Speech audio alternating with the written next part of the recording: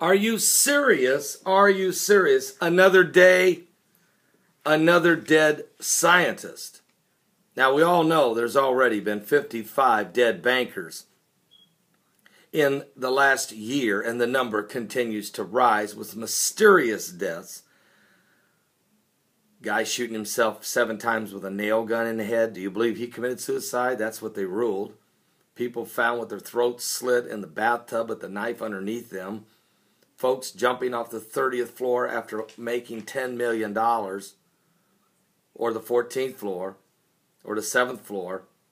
Or getting run over on a jog by a minivan, hit and run. Or getting stabbed to death in the middle of a quiet town in Connecticut and laying in the street. I mean, do you really believe all them stories? Now, that's the bankers. Now we have dead scientists. Matter of fact, Steve Quayle, who does a great job with a list of scientists, I'll put the link below, has an unbelievable report. But here's the news happening right now. I want to thank Nick of New York for this report. We have another NASA scientist that has died. This happened last Friday. That's his plane crashing in the streets of L.A. What is it that these NASA scientists know and somebody don't want us to find out? Well, there was a 47-year-old NASA scientist, Alberto Behar. He helped to prove that there was water on Mars. This is the guy that helped prove that. According to a very sad Daily Mail story, his small plane crashed there in the streets of Los Angeles.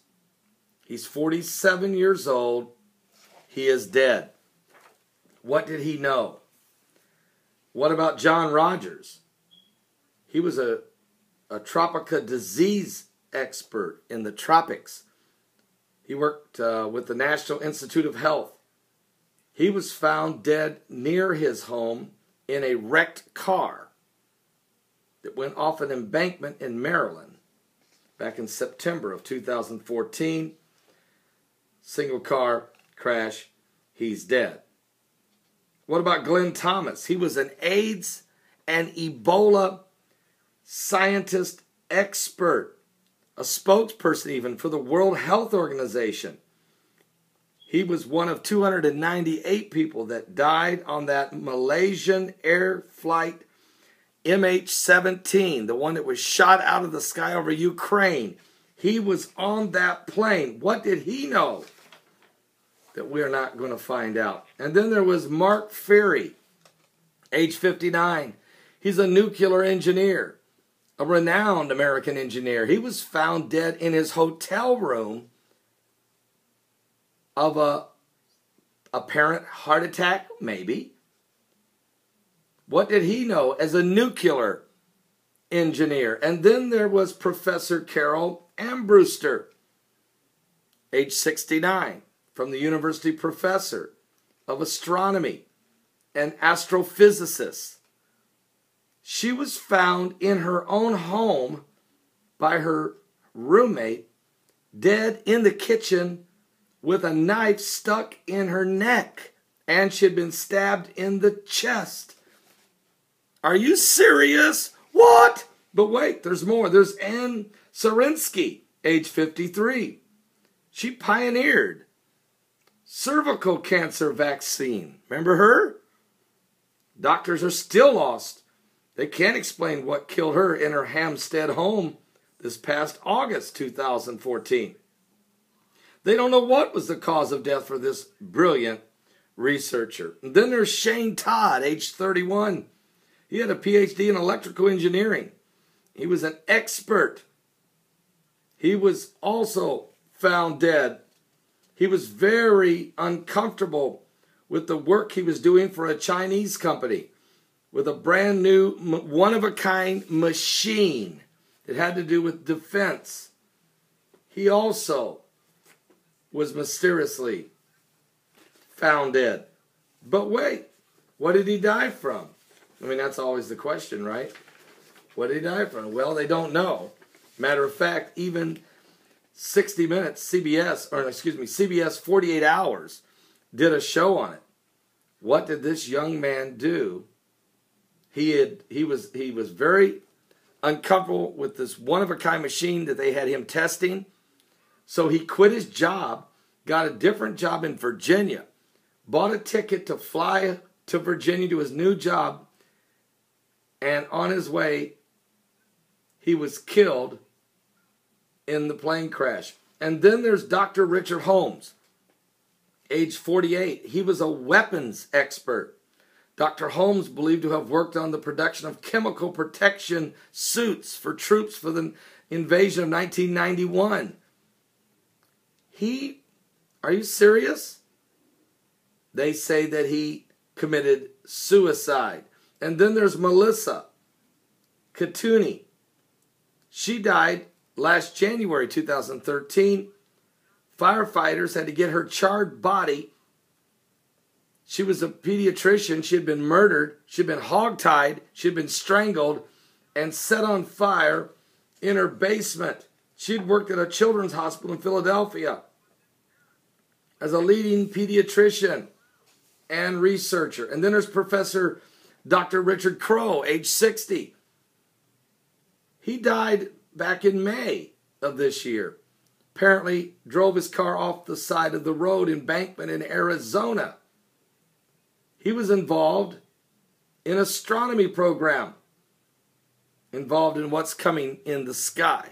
Then there was Gul Bazargeh, died this past January 17th. She was shot in her home. She was an Iranian molecular scientist, gunned down in her home. Also, there was James Miller, age 58. He died as a result of a home invasion. He had a doctorate degree in medical biochemistry at Ohio State University and was involved in research. And then there is Zachary Green Warfield, age 35. He died on the 4th of July from a strange boating accident in the Potomac River. He was founder and member of the board of directors of Ominous, a Virginia-based strategic consulting firm for the intelligence community. What did he know? And then there's Jonathan Whittam, age 55. He died, apparent heart attack. He was a professor of molecular bioscientist at a Weinberg College. Then there's Farjan Meng, age 29, and Chiang Zhang, age 26. Both of them drowned in a hotel swimming pool. What? Are you buying that? What did these guys do? They were involved, they were working on atomic pathology and specialists in the research of this new field. And then there is Andrei Provov. He died in a Russian plane crash.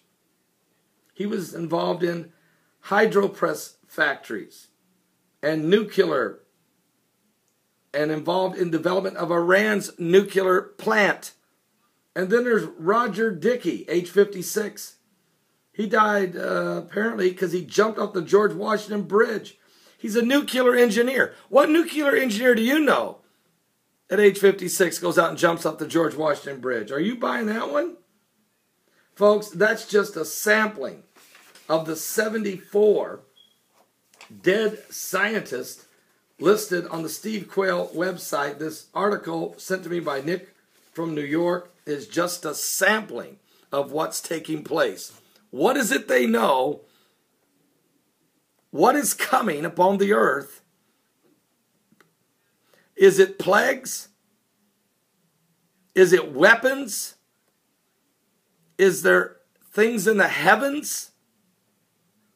Why are all the scientists dying and dying of unexplained or murderous or weird circumstances? We're just going to leave this with you.